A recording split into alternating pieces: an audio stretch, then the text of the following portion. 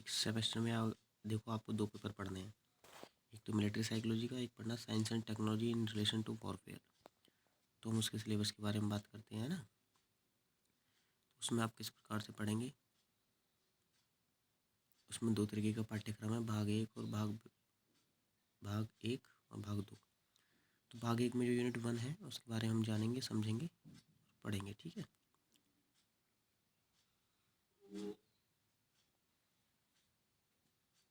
तो पहले हम यूनिट 1 को देखते हैं, जिसमें है साइंस टेक्नोलॉजी और राष्ट्रीय सुरक्षा।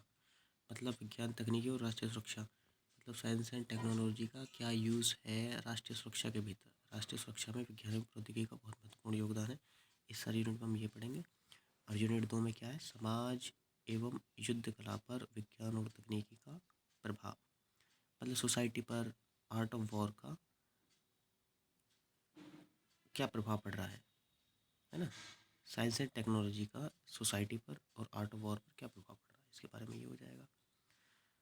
और यूनिट 3 में है तकनीकी का हस्तांतरण, टेक्नोलॉजी ट्रांसफ़र।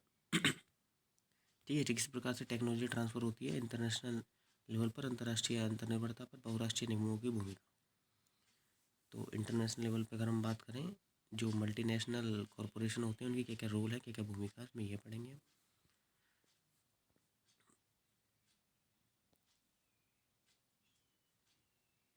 अब हम जानते हैं यूनिट 4 के बारे में।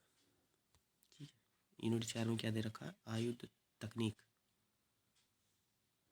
इसको संक्षिप्त में बताना है कि आयुध की जो तकनीक है, ऑर्डिनेंस जो टेक्नोलॉजी है, उस तरीकों को हम किस तरीके से ऑर्डिनेंस टेक्नोलॉजी को हम प्रयोग करेंगे। तो ऑर्डिनेंस टेक्नोलॉजी के अंदर क्या क्या आ सकते हैं, मतलब आयुध का निर्माण किस प्रकार से किया जा रहा है। उसमें कवचित वाहन है, टैंक हैं, बख्तरबंद कार्मिक वाहन है। ठीक है, कवचित वाहन मतलब जो, जैसे हम जिनको कह सकते हैं बुलेट प्रूफ व्हीकल्स। टैंक हैं, बख्तरबंद कार्मिक वाहन हैं, ये सब चीज़ें आप समझ ही रहे होंगे।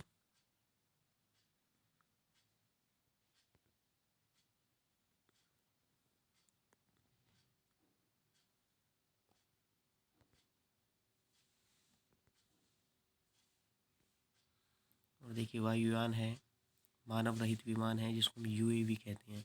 मानव रहित विमान यूएवी मतलब ये, इसमें ड्रोन टेक्नोलॉजी के बारे में बात आ रही है। अब प्रक्षेपास्त्र कहते हैं मिसाइल टेक्नोलॉजी को। ठीक है, पनडुब्बियाँ मतलब सबमरीन और विमान वाहक पोत।